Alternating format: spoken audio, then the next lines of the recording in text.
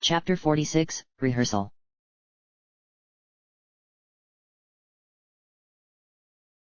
The Legend of Sunset Shimmer, Majora's Mask. By Ganondorf 8. February 27, 2017. Chapter 46, Rehearsal. While I may not have been entirely familiar with the situation that occurred between the members of the Indigogos, I knew enough to know that they were having issues, all because of Rarity losing her voice, yet that was no longer an issue since her eggs were now in Daring Do's capable hands. So what could have been causing the problem now? Since the temple had been rid of Georg, the side effects affecting Great Bay would eventually change back to normal, namely the temperature of the water. If anything, everyone would be celebrating such a thing happening, yet they weren't, and it was making me feel worried. Had the Gerudo pirates somehow gotten themselves out of the fix they were in during their attempt to invade Great Bay Temple and came to Zora Hall just to steal back the eggs in a fit of vengeance? Did that mean I had to go back to their fortress and through all those traps again? Did that mean having to fight Rainbow Dash once again? I was hoping none of this was true, but not for the obvious reasons. My battle against Georg had left me feeling incredibly exhausted and my body really wanted me to rest for several hours, yet there was no time for that as I still needed to restore a dojo back to normal by returning the stray fairies. There was of course the big problem regarding those and that involved where I was supposed to take them. Unlike the previous two regions of Termina where I knew the location of the Great Fairies' fountains, they were practically next to their respective temples, the location of the third fountain was a complete mystery. In other words, I had no idea on where to even begin looking, and I didn't want to waste time. Now that I think about it, the Zoras know just about everything there is to know regarding Great Bay, so surely one of them will know where the fountain is. Of course, I had to be subtle in my approach, as no doubt Thunderlane knew the location too, and asking point blank could lead them to suspect that I wasn't who I said I was. First, I needed to solve my current problem. I doubted they would share any information about where to find the fountain until the Indigogos had performed on stage, so there was no point in even trying, yet which of the band members was the right one to ask first? Each of them had their own stories to tell with regards to the issue, yet some were easier to communicate with than others. Rarity was most likely going to be the least helpful as she only recently got her voice back. I didn't want her to go through any kind of discomfort until she was ready, while Coloratura would have been too easy since she knew more about what was going on than the rest of them did. That left me with just Double Diamond and Party Favor, the two out of the loop, so to speak. Neither of them had been told all that much, making them practically innocent and the best place to start. Before doing anything else, I knew that in order to learn anything, I needed to become a Zora. If their tribe were the same as the Deku and Goron tribes, they didn't want to talk about anything to non-tribe members for security reasons. It didn't bother me personally, as I was enjoying being a Zora due to their graceful nature. Taking out the Zora mask and making sure no one was watching, I didn't want to cause a panic by suddenly changing into one of them. I placed it on my face and squatted down before watching my body parts shimmer as they changed from human to Zora. On the plus side, I didn't have to switch back and forth. I could remain like this until I needed to change back to normal. Sunset? Twilight asked. What is it? I asked back. Do you have any idea what we're supposed to be doing now? I nodded. We need to take the stray fairies back to their fountain so that we can restore a dojo, but I have no idea where it is, and I know you don't know either. I figure that we can ask of the Zoras, but I don't think they'll be willing right now until they see the Indigogos perform. Fair enough, yet where are they? That's what I intend to find out. Princess Twilight was shocked. They should have been out on the stage by now since everything has been resolved, but it feels like we haven't done anything if they're still holed up in their rooms. Why would you go out of your way to help them deal with their bickering? I know you're the kind of person who needs to help out those in need, and I understand that better than most, but it seems they don't personally care if nothing is done. That's why I think something happened while we were in the temple. Do you suspect the pirates? I took a few seconds before shrugging my shoulders. I personally hope not, as we don't have enough time to go through their fortress again, so hopefully this is something that can be resolved quickly and is local. Fair enough, Princess Twilight said. So which of the band members should we ask first? Rarity is still recovering from her ordeal, so there's no reason to ask her, I answered. Coloratura knows too much information, and while she would be the preferred choice, I doubt she would want to say anything. After all, I'm supposed to know about it due to assuming Miko's life. Princess Twilight scratched her head.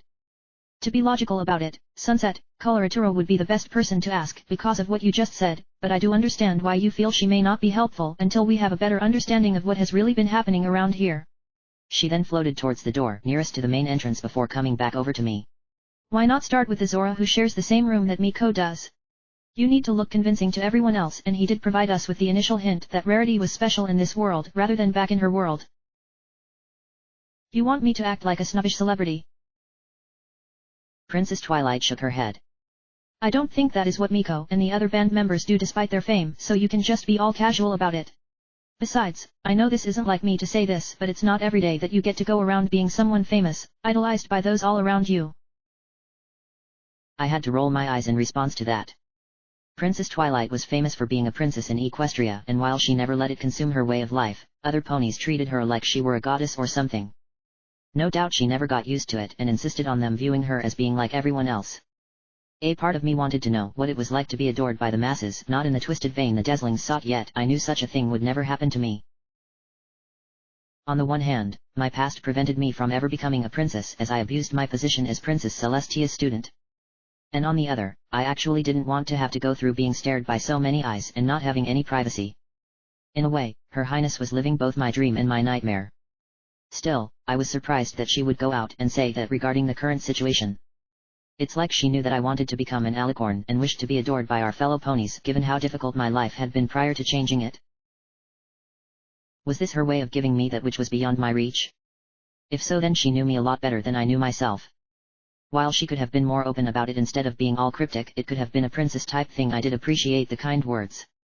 One day, I will become an alicorn worthy of the title, though I had no idea what my title would be since I never really thought about it before. With my current objective in mind, I began to walk towards the door that led to Thunderlane and Devil Diamond's room.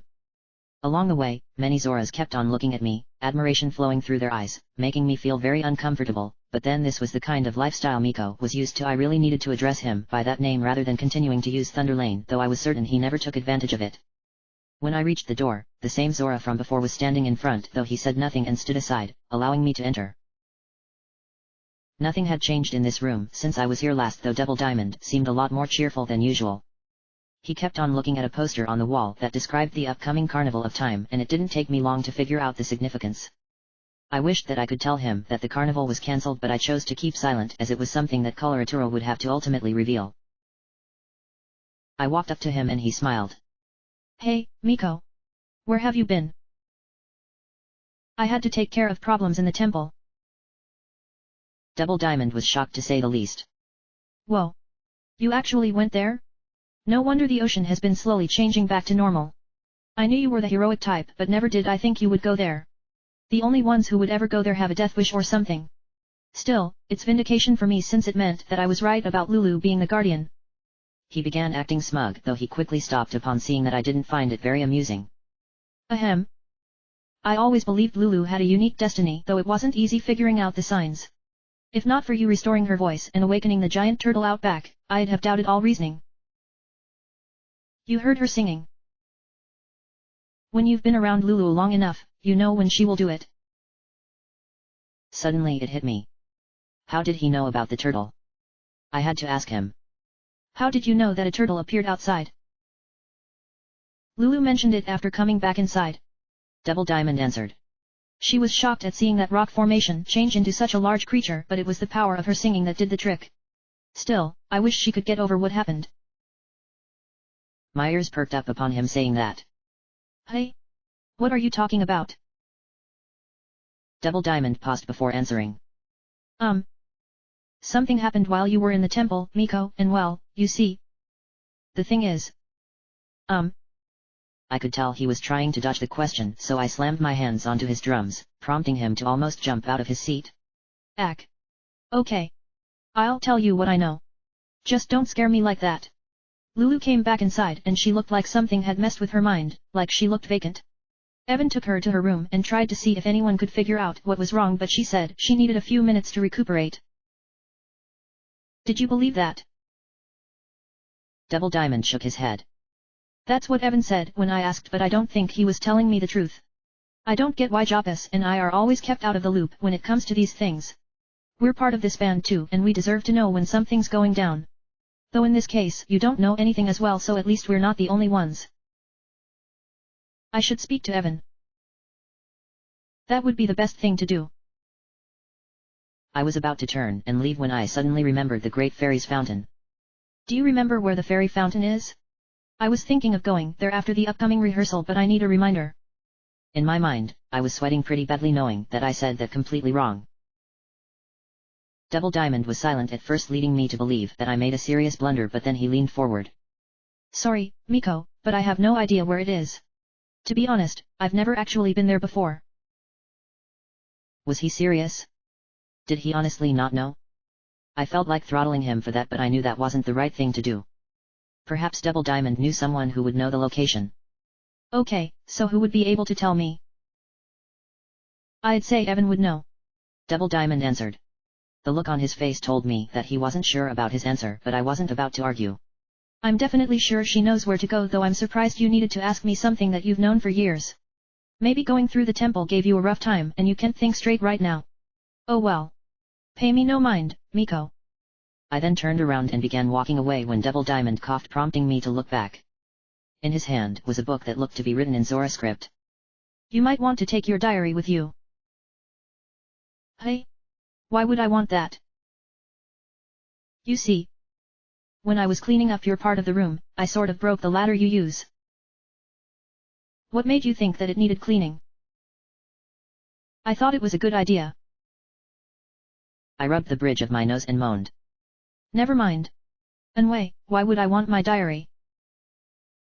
Jopis said something about having a jam session with you before the rehearsal, and I know you never back down from anything like that. Double Diamond answered. I figured you would forget what you both practiced last time. It was a few months ago, so why not humor him for a while and jam with him? Besides, it would make him feel a lot better considering how irritable he's been lately, what with him and I being left out of the loop. He handed over the diary before resuming looking at the poster on the wall, and I opened the book to see what Miko had written down. If I wasn't a Zora, I'd have not been able to understand a single word, since the script written on each page looked archaic. Unlike Goron writing, Zora writing was much more complex in that it used special symbols to describe the feelings of any given situation.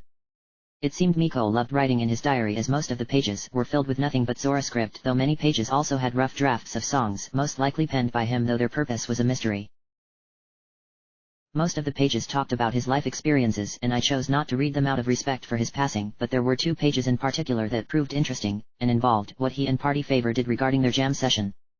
The first page read, Today I had a jam session with Jopis. He's not good with words, but he writes great riffs. Here's what I played. 1. I was fortunate in that I knew how to play a guitar, otherwise what he wrote down would have made no sense to me. I had to admit that the notes were simple in execution, yet conveyed a sense of wanting to branch out on their own. I turned to the next page.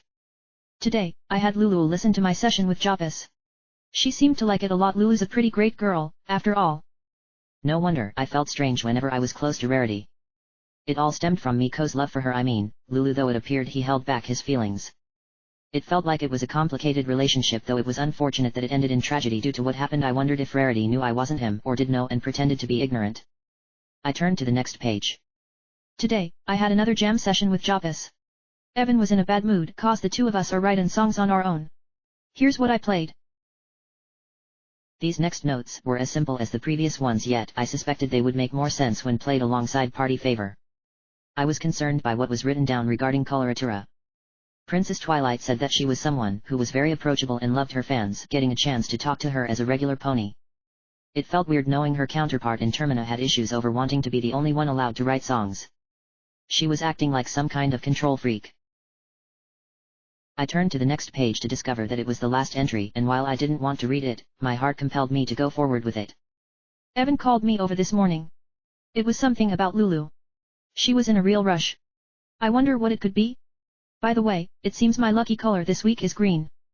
Without saying another word, I handed the diary back to Double Diamond, who promptly put it on a nearby shelf, and I left the room in silence before thinking about that final entry. I couldn't believe it. It was like Thunderlane Miko had a premonition of my arrival due to his lucky color. My mind felt like screaming out loud, but I couldn't bring myself to doing it. No wonder the Indigogos were miserable. All of their problems were connected to each other, and they put on a brave face to ensure that their fans didn't know that there was a problem to begin with. If it wasn't for the Gerudo pirates wanting Rarity's eggs, none of this would have happened. No. If it wasn't for Starlight Glimmer convincing Rainbow Dash to steal the eggs in the first place, none of this would have happened. I had a burning desire to make Starlight pay, but part of me couldn't go through with it. The giants wanting me to help her also provided a reason for not making her pay. Sighing in silence, I walked over to Party Favor's room. The Zora standing in front moved aside, and as I opened the door, I barely noticed a group of Zora running towards me. Obsession filled their faces, like they were expecting something good to happen. Party Favor stood before me. His expression was different from before, but I could tell something was bothering him based on his mannerisms. As I walked up to him, he responded in kind. Miko.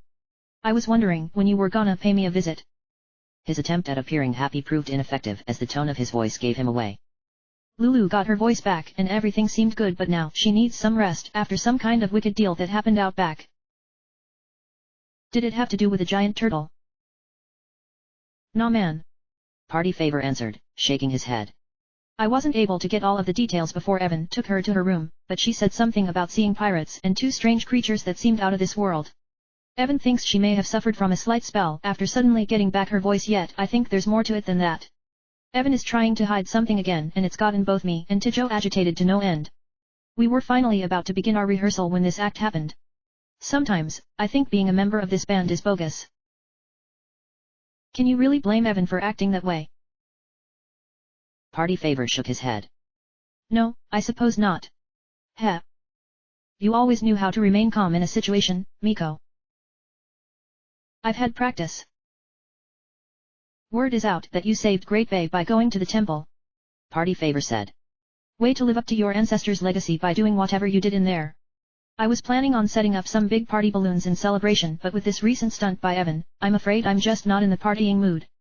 You know, she should have just taken Lulu over to the fairy fountain and have the Great Fairy deal with whatever affected her out back. I shook my head. That wouldn't have done much. Party Favor didn't take my response too kindly. Whoa. That's bogus, Miko. I never thought I'd hear you say that about Lulu. I waved my hands in front of him in an attempt to defuse the problem. It's not that at all. The Great Fairy's body got shattered to pieces by a prankster and hidden throughout the temple to prevent her from being restored. Even if Evan had taken Lulu over to the fountain, it would have been in vain. Really? Someone did that? Yes. Then I take back my previous statement about you. Party Favor said.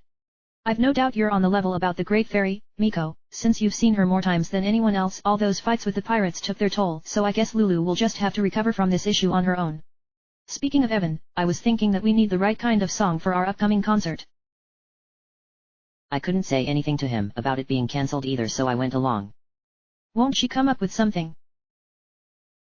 Yeah, but she always wants her work to be appreciated. There are others who can write songs too, you know. Like us. And here I thought you had forgotten about what we've been doing. Party Favor answered. He strummed the strings on his instrument, nodding his head to the beat before pointing his finger at me. Miko. Why not join me for a little jam session? With what we practiced before, we could easily make our own song. What do you say? I nodded in response and he smiled. Knew you would be up for it.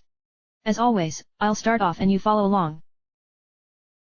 I took out the fishbone guitar and waited for Party Favor to begin playing. Fortunately, I remembered the notes written down in the diary and suspected they needed to be played in the right order for it to count. In my mind, I was hoping for a simple jamming session that wouldn't result in someone wanting to go absolutely crazy. I was reminded of one time back at Canterlot High when we had a jam session. Rainbow Dash took it too far and almost caused a power failure because of channeling so much magical energy into her playing.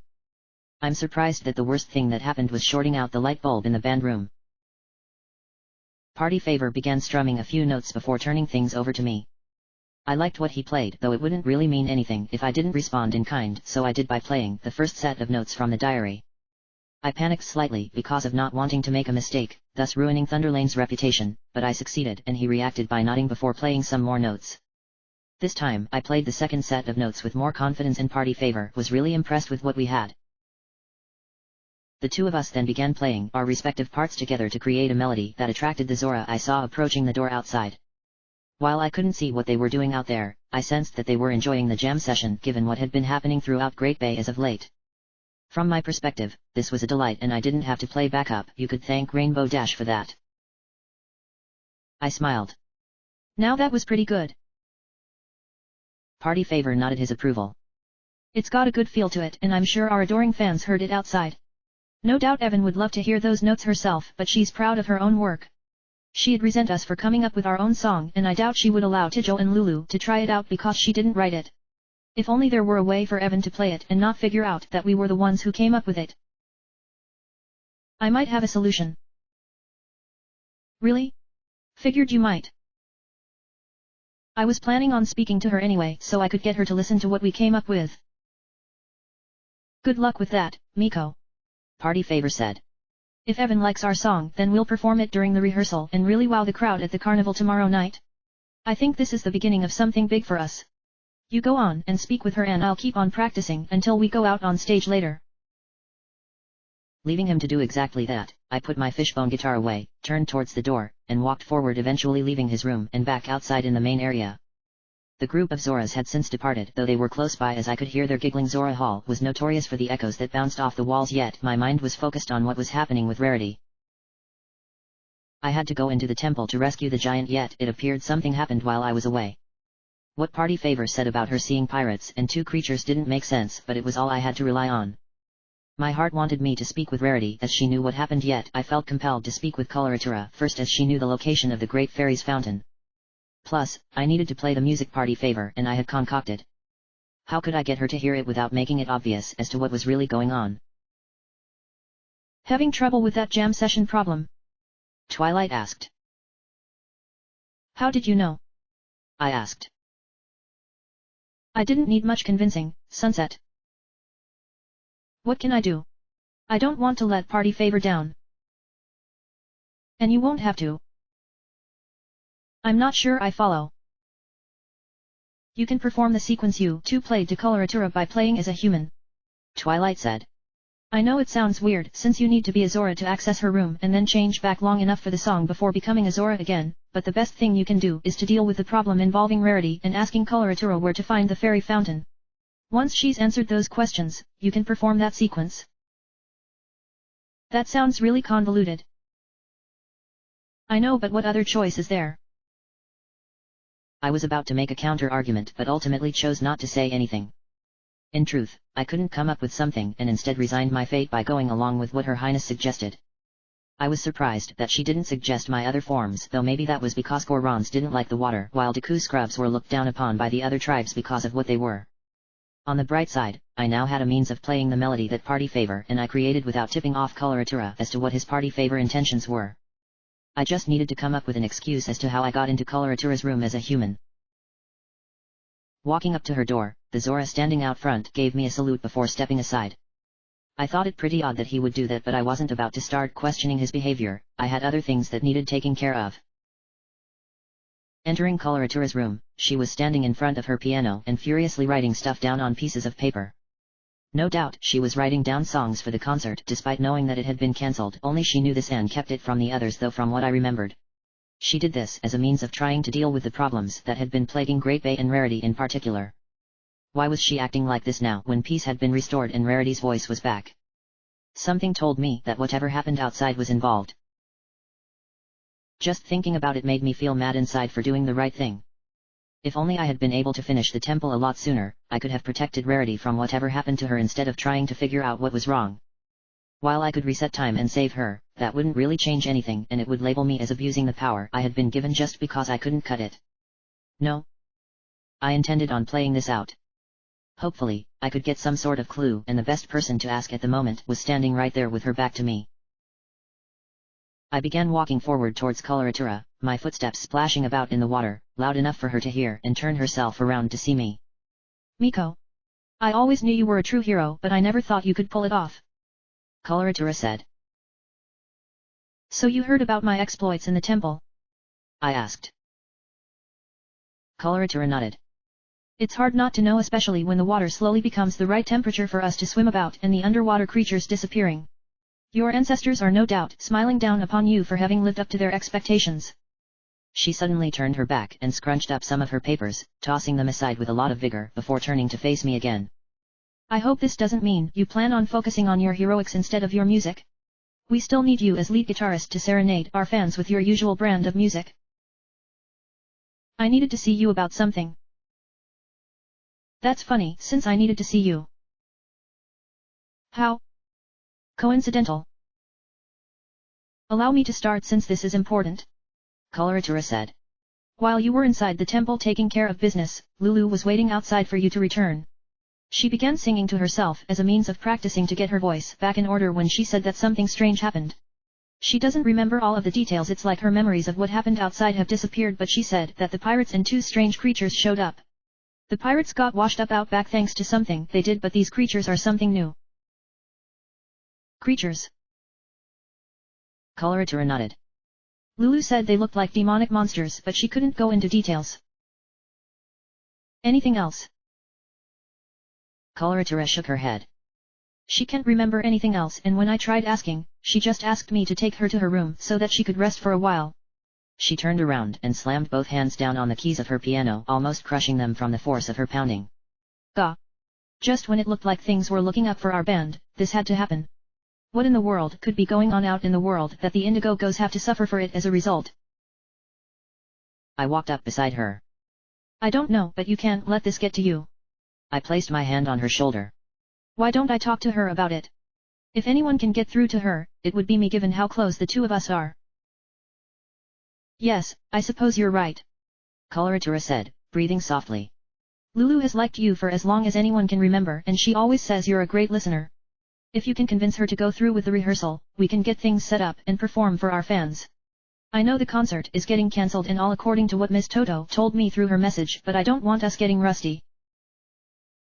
Wait a minute. The rehearsal got delayed because of Lulu. Coloratura nodded. We were waiting for you to get back from the temple so that we could practice, but then Lulu had this little episode and now we're waiting for her to feel better so that we can get things started. Now things were beginning to make some sense. Rarity experienced something outside that caused her distress but couldn't remember the details and instead said random things without much credit to back them up. I didn't know what to think about the two creatures she supposedly saw, though if I were to find out more, I needed to ask her about it and hoped for her cooperation despite how painful it would be for her. The Gerudo pirates being outside was much more believable, yet they most likely drifted down here when they landed in the water after being thrown about by that tornado. Creatures. Demonic creatures. Somehow, I just couldn't get that mental image out of my mind. It sounded like Sunset Demon and someone else, though I couldn't be sure as it was a long shot at best. The she-demon was gone for good and was part of my past that I've moved on from, but was it possible that she was still alive? I doubted it before when the initial thought occurred to me, yet now I began thinking otherwise. If Sunset Demon were alive, why couldn't I detect her presence? Her magic most likely had been repressed much like my own because of the magical imbalance of this world, but was this imbalance shielding her? The she-demon pushed me to the limits of endurance, far more than anything I had ever faced in my entire life. Not even Ganondorf himself could hold a candle up the likes of her despite his actions, and I was frightened not by her presence but by the magic that dwelled within me. Never had I experienced magic of that caliber. I was powerful for a unicorn and I feared I could lose control of my actions. If I hadn't mastered my ability to pony up out of anger resulting from being on death's doorstep, I might be dead right now and Sunset Demon would be parading around as the real Sunset Shimmer in her own manner of speaking. It was at that moment where Coloratura interrupted my train of thought. Miko? Are you okay? I came out of my thought process with confusion. Hey? What did you say? Are you okay? You zoned out there for a while and I was wondering if something had hit you on the head. Now why would you say it like that? Coloratura laughed. Because that's how you usually get your ideas, when something falls from above and smacks you on the head. In any case, you should go next door and see if Lulu is okay. If she gives you the good word, then we can start preparing for our rehearsal. She grabbed a piece of paper that had some music notes scribbled down on it, but before I had a chance to see it, it got crumpled up and tossed aside. I need a new song and fast before we play before our fans. I'm usually very punctual, but I appear to be lacking creativity. By the way, I received a message some time ago from the scientist over at the Oceanside Laboratory. What did she say? Lulu's eggs are doing just fine and will be transferred over to Zora Hall in a few days. That's good to hear. Now, what was it that you needed to tell me? Crap. I had almost forgotten about that. It has to do with the Great Fairy's Fountain. I planned on taking Lulu over there in the morning, but she insisted on staying here. Coloratura said. To be honest, I don't think she would have been able to make it there, what with how awkward the path gets. I understand it being located left of Zora Hall in the side of a cliff, but was it really necessary to have platforms serve as a path that require jumping to each one and requiring a special tool most Zora don't even have? Unless you had legendary leaping or jumping skills, reaching the fountain is impossible. I wish I still had my hookshot from years ago, but I sold it to make ends meet. Talk about a stroke of good fortune. I was going to ask Coloratura how to get there and hoped to avoid exposing the truth to her, yet she went ahead and revealed to me where I needed to go in order to return the stray fairies and restore a dojo. Judging from her description of the path, it was a place that required using the hookshot most likely on trees, and that was when I realized what she had just said. Did she actually have her own hookshot? Why would anyone want to get rid of such a valuable item? Granted, she needed rupees, but it still didn't make sense. Times were tough back then. Coloratura nodded. Before I joined the Indigogos, I struggled to sustain myself, so I had to do desperate things to survive. I never knew that was the case with her, and yet it gave me a new sense of respect for her. After all, I had to struggle when I first came to the world that I called home by surviving through any means necessary until I could get used to being human. Sure, I had times where I wanted to curse Princess Celestia for denying me my destiny, but such feelings slowly got repressed and became the fuel needed for personal vengeance against her and all of Equestria. Manipulating others was also a means to an end, as it enabled me to get what I wanted without having to sacrifice anything. Even though I still struggle to make ends meet, I lived in the library of Canterlot High. I'm better off now than I was before. I do various odd jobs here and there to keep myself occupied, whilst trying to make sense of the magic that now existed all around me thanks to my bringing it to a world that never had it until then. It may not be glamorous, but I enjoyed it for the life experiences. That's when I quickly realized that I was starting to daydream again, so I got back to the subject at hand. The Great Fairy was shattered to pieces. Coloratura was shocked. What? How could it be? Someone shattered her body and hid 15 stray fairies in the temple. You did pick them up, yes? I nodded. I have them with me. Then you should go there immediately after we've finished our rehearsal. Coloratura said. Now if you'll excuse me, I need to come up with a song for us to perform within the next 10 minutes or so. It was painfully obvious that she was struggling to come up with something good, judging from how many pieces of wet paper were floating about the water, yet I knew that she needed help, otherwise the rehearsal would be nothing short of disastrous. It also meant having to change forms long enough to give the inspiration she needs, much to my own annoyance of having to switch between bodies for something small. Sighing, I took several steps backwards before grabbing my face, and taking off the Zora mask, flipping my hair back in the process upon changing back to a human. My first thought was to quietly announce my presence, though that would involve coming up with an excuse that she could believe in. After all, in Coloratura's mind, I would have been an intruder who got past the Zora, blocking the door to her room. My next thought was to just simply play the result of the jam session I had with Party Favor, yet she may not understand what I was doing, and would still view me as an intruder. I took out the Ocarina of Time from the pouch on my belt and was about to play the notes when Coloratura turned around and spotted me. My only reaction was to quickly come up with an ideal response. Hi. How did you get in here? This is absurd. Coloratura shouted. I distinctly told that Zora outside not to let anyone in here other than Miko, and what did he go and do? He allowed someone to come in here and disrupt my thought process. Not only that, but the someone is a human of all things. Sorry for coming in unannounced. As you should be. I was hoping you would be willing to listen to something. Coloratura raised her hand. Sorry, but I don't have time to listen to what you've got.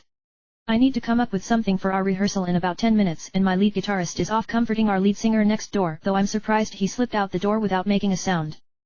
I began to sweat, because the truth was that Miko never left the room and was standing in front of her. At least she didn't put two and two together yet. I had to be careful not to say the wrong thing, or else she just might. Since you obviously came a long way to see us perform, I can let you stick around, so long as you don't break anything. I nodded. Can I practice playing my ocarina? As long as you don't play too loudly. Turning around and focusing on her songwriting, Coloratura was now completely ignoring me, and I breathed a sigh of relief knowing that I just dodged a bullet. However, I had no time to practice like I said I would, because I needed to give her the inspiration she needed. I began playing the jam session through my mind to make sure that I remembered how it went before playing the entire sequence on my ocarina.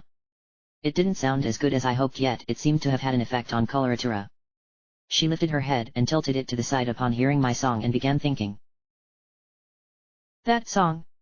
I wonder if I could. She began scribbling something down whilst looking pleased with herself. It works, it works, it works. Coloratura then played the results of the jam session with a lot of gusto, as though it were her destiny. Princess Twilight started crying tears of joy, though I was just struck with awe over what I was seeing with my own eyes.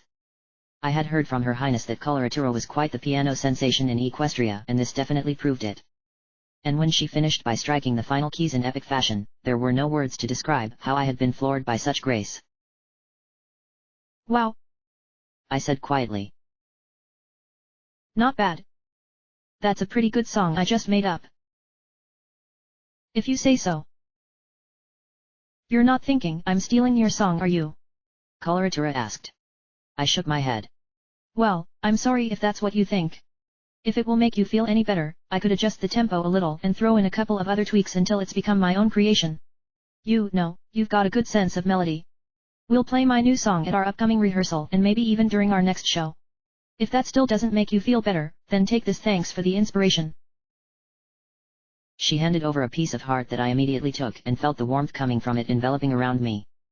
While I ended up getting something good in the end, I felt bad for Party Favor, as his hard work had just been usurped by Coloratura. It wasn't the kind of conclusion I was expecting, but at least it had been taken care of.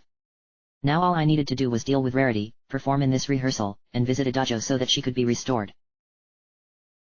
I quietly tiptoed over to the door, slipped on the Zora mask, and opened the door as I was transforming. By the time I came back out into the main area of Zora Hall, I had changed into Miko once again and pretended that nothing weird had happened. I still disliked the fact that I had to be a human for a few minutes. Walking towards Rarity's room, my knees suddenly buckled, making me think something went wrong with the transformation, and upon getting back onto my feet, the reason behind the buckle was exhaustion. My body needed to rest, but I couldn't since the rehearsal needed to be done.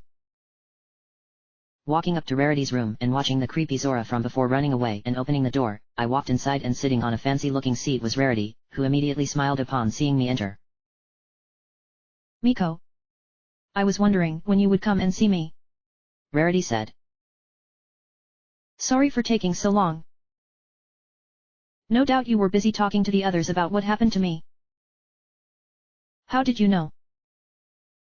It was premonition.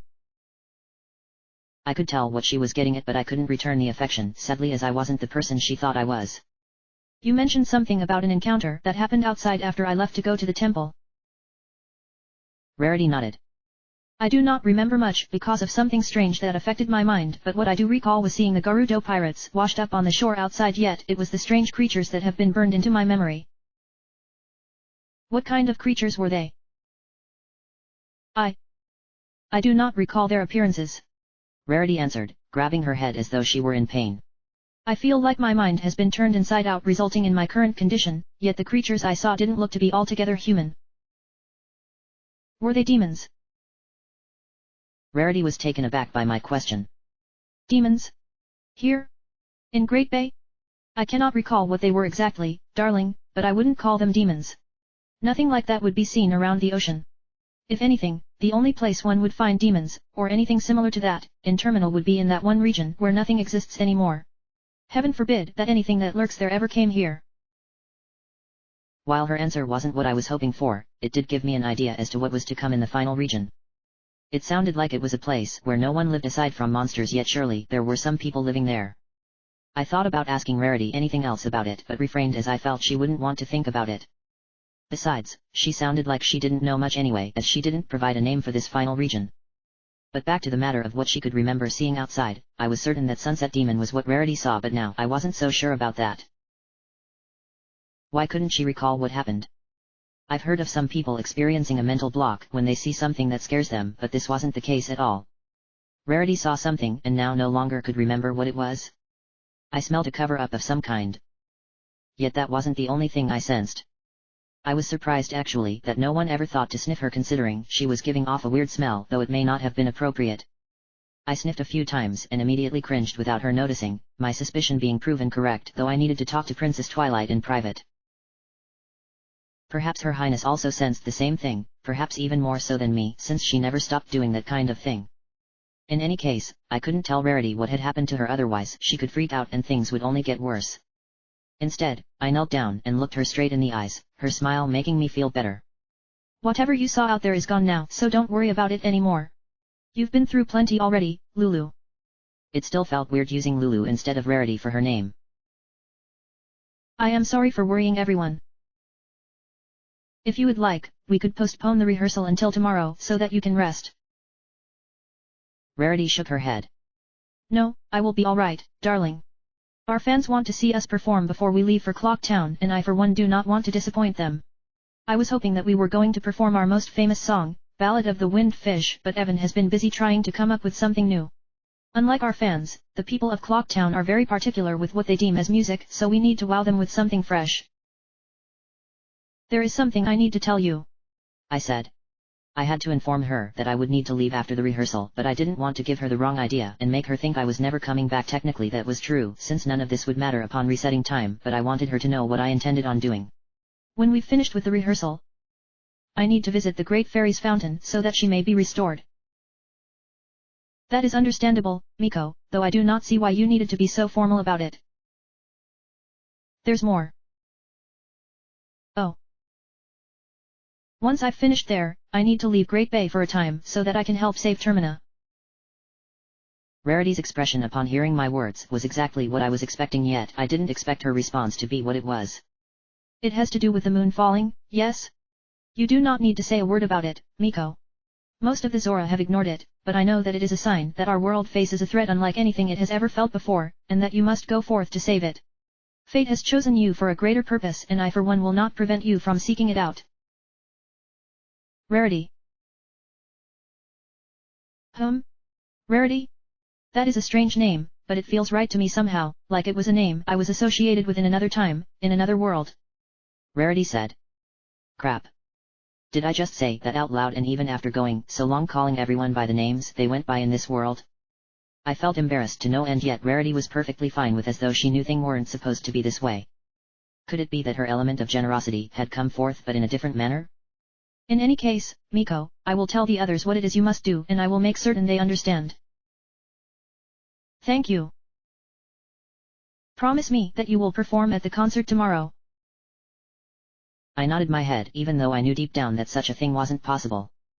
The real Miko was dead, and all I was doing was living out his life so that his mission could be complete and he could rest in peace. That mission was over now, so it made sense for me to disappear so that the reality of the situation could sink in. I also believed Rarity knew that the one she loved in this world was no longer alive, yet didn't say anything about it.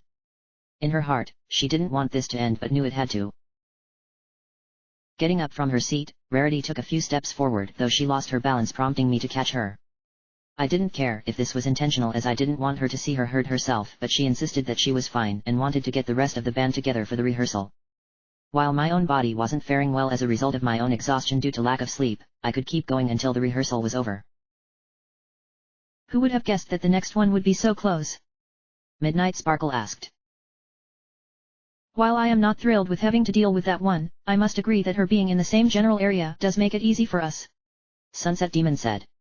However, we need to be quick, as there is no telling when Sunset Shimmer will reset time using whatever powers she possesses here. It seems you're no longer jealous about that. Every time she does it, she is forced to endure the fact that everything she has done becomes lost to time. So in a way, you love seeing her suffer for it. Sunset Demon nodded before looking down at her hands. I still intend on becoming the one true Sunset Shimmer, the one she was meant to be, instead of giving it up in the name of friendship, but I know now that patience is needed for me to achieve my goal. While my temper has been problematic, in addition to you testing my patience with your questionable actions, I'm relatively calm compared to how I used to be.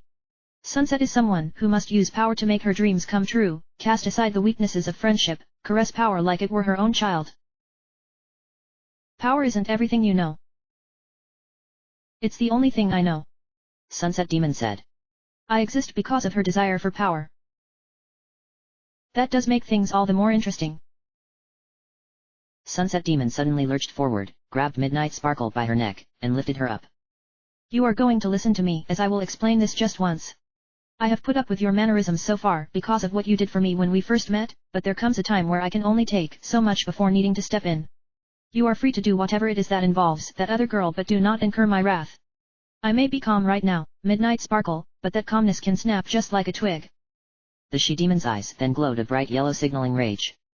I will kill you without hesitation should you piss me off enough. Hey? What has brought this up? Don't play dumb with me. You're not as stupid as you look. Like I said, piss me off enough and I will kill you. Midnight Sparkle began laughing manically. Do you really think I'm afraid of you? I know you think you're pretty tough, Sunset Demon, but remember that I brought you back from the brink and can easily put you back again. I wouldn't want to see you lose everything after coming this far. Sunset Demon shook her before squeezing the neck of her companion, causing her to choke a little. I've been killed twice now, so your threat falls on deaf ears. I have seen death with my own eyes and it holds no grip over my twisted black heart. You haven't had that experience yet, so have you ever wondered what it would be like to writhe in agony and being trapped in a place where there is nothing but eternal torment until it becomes unbearable?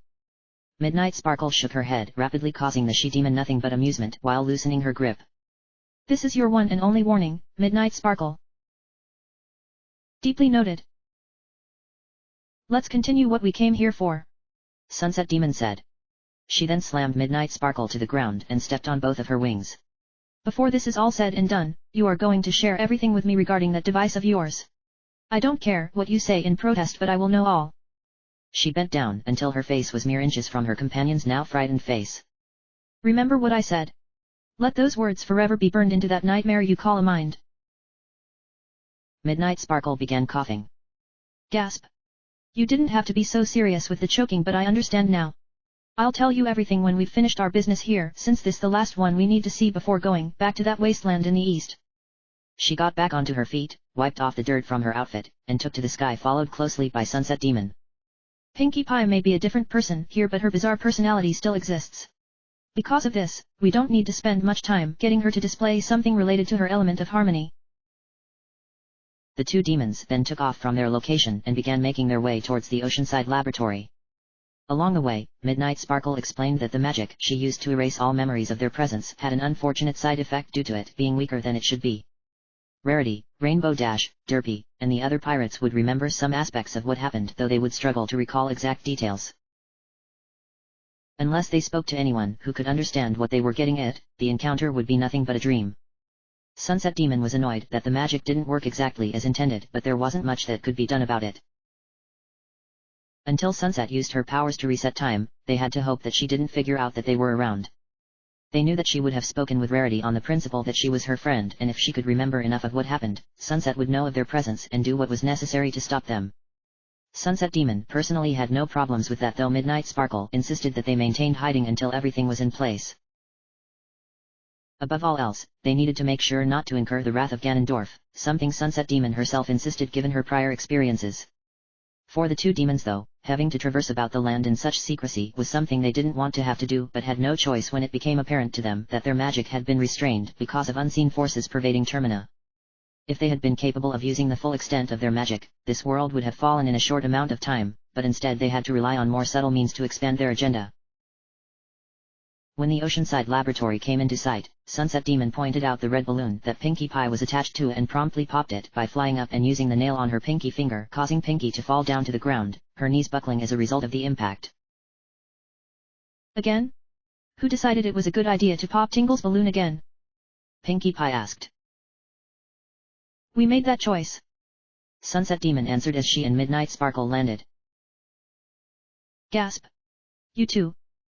You look a lot like fairies, what with those wings on your backs? Us? Fairies? Are you kidding me? Pinkie Pie nodded. One of the things that Tingle knows about fairy folk is that they are capable of flying with their wings. Tingle doesn't have wings of her own yet, so she uses her balloon as a means of traveling about, drawing maps to aid my father.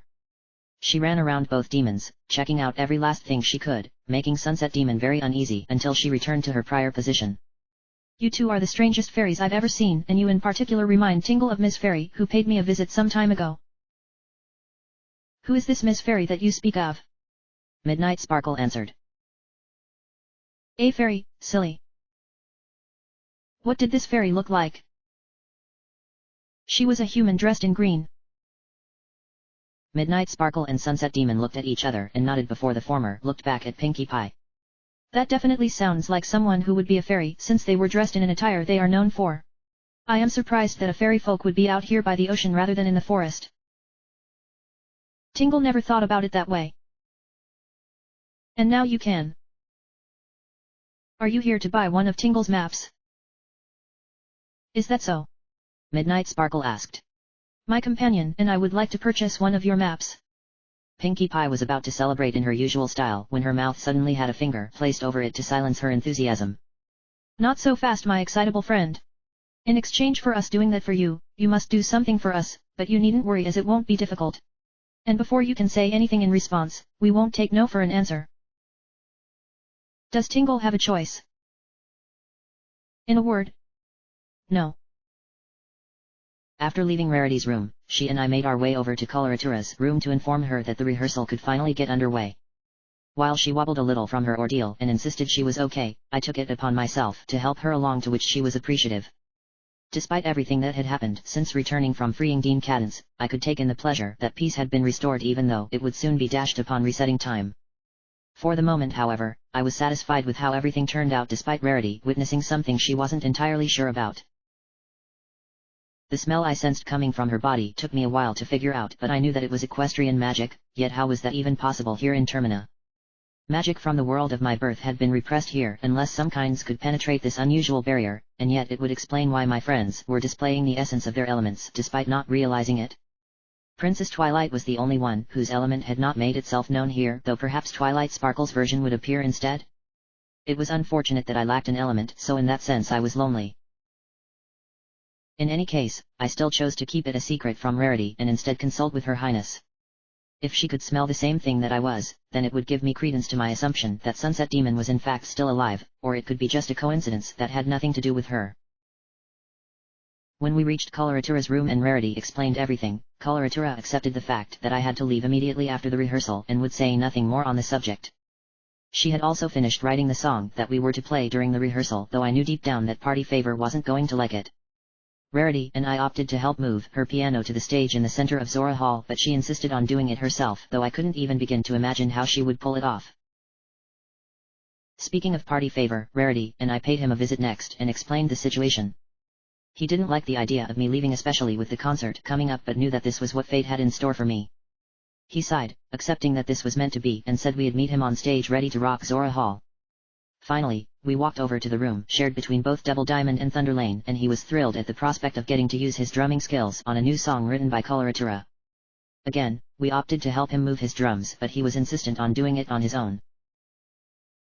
Roughly 10 minutes, I found myself standing in front of every Zora who lived in Zora Hall, with the rest of the Indiegogo standing up on stage with me. I wasn't suffering from stage fright or anything, as this was something I had done before, so I wasn't a newbie or anything, yet I admitted to myself that this was a much different crowd setting than what I was used, since back home my audience comprised of teenage kids.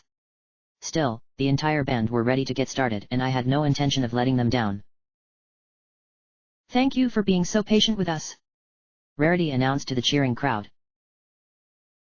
We had some issues to work out, but now we are ready to perform for you, Coloratura said. Before we begin our rehearsal for the upcoming concert, I would like to take this opportunity to thank Miko for everything he has done for us. The crowd erupted with the sounds of Miko. Rarity raised her hands to quiet them down. Yes, but please let me continue. The crowd immediately went silent so that she could speak. Thank you. If not for Miko going to the Gerudo Pirate's fortress, risking his life to save my precious eggs, I wouldn't have regained my voice. Also, if not for his actions in the Great Bay Temple, the ocean would not be changing back to normal after being too warm for us for far too long. The crowd once again erupted into cheers, prompting Rarity to calm them down once again. Aren't you all so enthusiastic over Miko? But you can do so during our rehearsal. We were originally going to perform Ballad of the Wind Fish, but something else has come up, Coloratura said. An anonymous fan gave me the inspiration to come up with a brand new song which will be debuting right here before debuting it at the concert tomorrow night. We need a few minutes for the others to memorize my lyrics before we can get started, otherwise this isn't going to end well. Party Favor, Double Diamond, Rarity, and I huddled over near Coloratura and began to look over the song she had created. My heart immediately sank over recognizing it instantly as the result of the jam session I had with Party Favor, yet he didn't seem to recognize it at all, much to my surprise. We spent roughly 5 minutes looking at the lyrics, making sure we didn't miss our cues, knew the flow of the music, have the right pitch, and for Rarity, when to start singing. Behind us, the crowd was eagerly awaiting for us to get back to our positions so that we could perform, and I was amazed at their strong patience. Sorry for the delay, but we're about to start. Party Favor announced. Ready to make some noise? Double Diamond asked. You know it. Okay everyone. 1, 2, 3. All of us save for Rarity began playing our instruments since her singing wasn't to occur until near the halfway point of the rehearsal. I had to admit that this was really soothing considering everything that I had been through during this 3-day cycle. Coloratura, who had played a mean piano riff earlier, was now playing in a calm manner that conveyed both beauty and grace, while Double Diamond proved to be no slouch when it came to the drums. It was a breath of fresh air compared to the insane drumming Pinkie Pie usually did whenever she played, but I still missed her antics. Party Favor and I played off of one another just like we had done during the jam session, yet now we had to concentrate harder due to having drums and a piano thrown into the mix that could throw off our game. Deep down, I was worried that he was going to have a fit when he realized what it was we were playing, but it needed to be this way so as to allow everything to resolve on its own without driving everyone in the band apart. Again, I was fortunate that I knew how to play the guitar, and that meant Thunderlane's Miko's reputation and legacy as a musician would remain intact. The audience in the meantime were just absolutely mesmerized by our performance, yet their eyes were all focused on Rarity, for they were anticipating her singing. I had heard her singing ability for myself outside, yet that was her getting her voice back. What was about to happen was her singing for real and giving our audience something memorable. We continued playing when Rarity started to sing, and everyone was taken aback by how wonderful she sounded. Not even my singing skills compared to what was coming out from her mouth, and I struggled to maintain my concentration. Her singing mainly consisted of vocal sounds with the occasional words thrown in for good measure, yet through it all, she gave it everything she had and held back nothing. It was like she was free to sing to her heart's content and not have to worry about anything else. No wonder the Indiegogo's had such popularity amongst the Zora. Each member contributed to the overall group dynamic in their own special way, 5 cogs of a giant mechanism working together in unison to produce something that would forever be memorable in the mindset of those who heard it. Granted, it would have been nice if Rarity didn't have to do all of the singing on her own and allow the rest of us to shoulder some of the burden, but perhaps this was what she wanted, to be able to sing with so much passion. Even Princess Twilight was enjoying the performance. She was floating in front of the crowd and none of the Zoras paid her any mind or any attention for that matter. Our performance continued on until we all came to a stop, to which the crowd began to roar with delight over what they had heard. If Miko had been watching from on high, he would have been proud of what I had done in his name. The other band members started hauling their instruments back to their rooms and the crowd began going their own ways, leaving me and Rarity alone. She knew that this was where I had to leave so that I could continue with my overall mission, and while I wanted to get going, a part of me wanted to stay behind long enough to hear her final thoughts. I know that you need to leave, Miko, yet I appreciate you wanting to stay for a moment longer. Rarity said. It's the least I can do, I said. Rarity nodded. To think that so much has happened here within the last few days. If not for your actions, things would not have turned out the way they did. I would still be at a loss for words over the loss of my eggs, and the band would have surely fallen apart as a result of bickering and mixed messages. Rarity clenched her hand into a fist, looked down at the ground, and closed her eyes for a few moments before smiling. I must admit, I was surprised when my voice turned that lonely island into a turtle. No one ever knew that it was a spirit who watches over us in the name of the Guardian who protects the ocean from darkness. It knew a lot more than it was letting on. Maybe so, but it seems that I have pleased it with my singing. I've been meaning to ask you about that. Ask me what? What is your connection to the new wave bossa nova? That song holds sentimental value to me, Rarity answered. My mother used to sing it to me. Often. Long ago. As she held a destiny that no one else could bear, and that it had been passed down to me to continue that destiny, but I had forgotten all about it. Those eggs that I laid were to remind me of that song, to remind me of the destiny I now hold in my hands, to serve as the guardian of the Great Bay Temple. It may not be the most glamorous calling, Miko, but it is one I shall accept gratefully. I smiled. I know you will do a fine job. Rarity smiled back. Thank you, Miko. That song was from when I was a very young child, so I had forgotten it, but now that I have been reunited with it once again, I shall forever remember those notes and hold them close to my heart. I've put you through some horrible experiences, Miko, and I apologize for the ordeal, but I'm all better now. Things will look up for me and I hope the same thing happens for you. She then turned her back to me, indicating that she had finished with what she wanted to say. Now you must complete the mission destiny has placed upon you. Go now, Miko, and save this world from disaster. Without saying anything else, I turned and began running towards the exit of Zora Hall. I didn't notice Rarity turning around and looking back at me, tears trickling down her face as though she felt she would never see me again. No one else attempted to stop me because they most likely assumed that I was leaving to have some fun after having done so much already, yet in my mind, I wanted to rest given that my body was on the verge of collapsing from exhaustion. But, I couldn't rest yet even though I really wanted to. I still needed to return the stray fairies to their fountain and restore a dojo. Hopefully, she would be able to give me some idea as to where I was supposed to go next.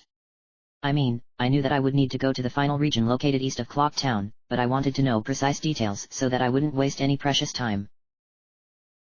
Jumping into the water near the main entrance and swimming through it, I emerged back outside in Great Bay and swam up to the surface to see that it was still night out. That was a blessing for me as it meant I had plenty of time to learn what I needed to from a dojo, and maybe go back to town so that I could pick up some much-needed upgrades. As soon as I climbed out of the water and onto the shore, I began looking for the general location of the Great Fairy's Fountain. An unusual rock situated on a platform at the end of a series of small islands definitely screamed suspicious and did add up to what Color Atura mentioned. How are you feeling? Twilight asked. I'm all right. You did the right thing by listening to what Rarity had to say. Do you think she knows that I'm not the real Miko? I asked. I personally think she knows but refuses to admit it. Princess Twilight shrugged her shoulders. In her heart, the man she loves in this world will always be there for her. Anything else regarding him doesn't mean a thing to her and she will refuse to listen to such things, at least for the time being. She will eventually come to understand that Miko isn't coming back and that they will never be together again until her time comes and she can join in. I looked at Her Highness with a grim expression. Wow. That was harsh even for you. Yes, but it was the best example I could think of. Why did Miko have to die? The same thing can be said about Darmani, the son of the Deku butler, and anyone else who has suffered a similar fate. Twilight answered. They were all victims of the evil power contained within the mask Starlight Glimmer wears on her face, yet she herself probably had no control over what she did. You think the mask has a mind of its own? Princess Twilight shook her head. I honestly don't know. There is so much about this Majora's Mask that neither of us know about, and what Sonata told us when she helped change you back to a human after you got cursed didn't seem like the entire story. I don't think Starlight knows anything either, so that leaves with very few options. Well, I suppose the only ones who might know are the 4 giants, but so far they haven't been entirely honest with us. Maybe the last one will tell us. I sure hope so. Do you want to save Starlight? I asked. You know, this version of her. Yes. Twilight answered. We must save her from the magic that surrounds her before anything else can go wrong.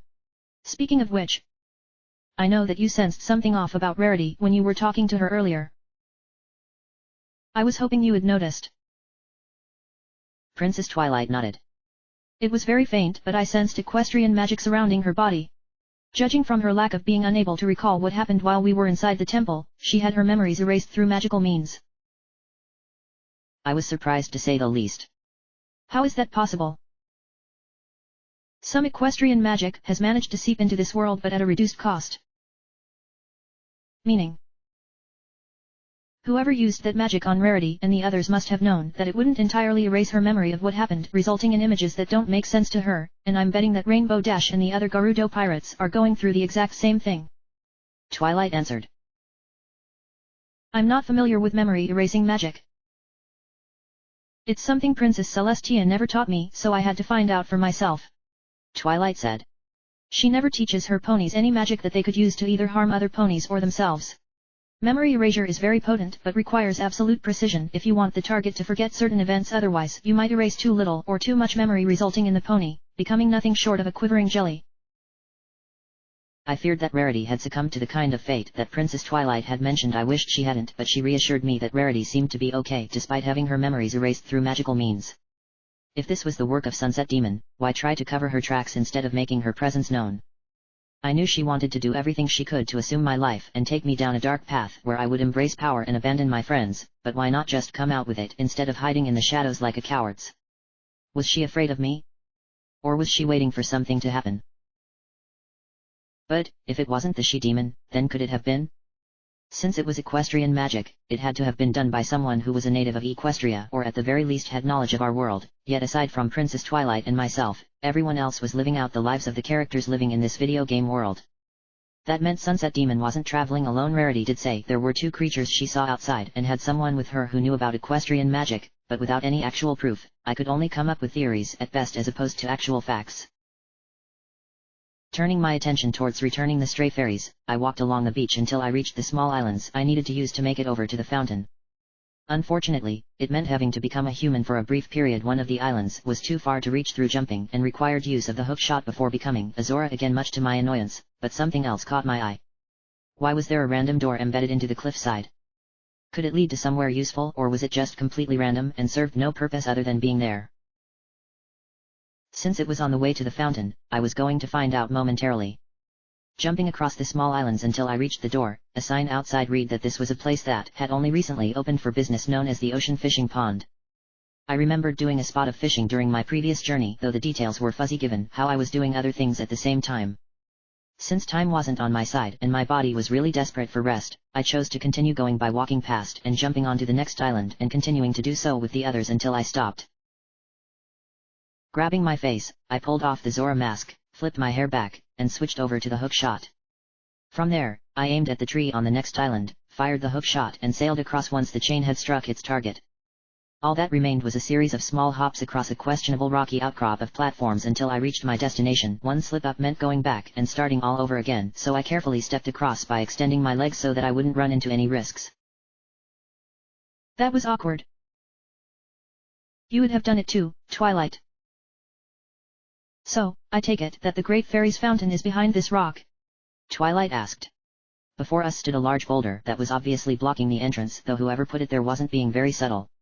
You'll need to use a bomb if you want to get rid of it.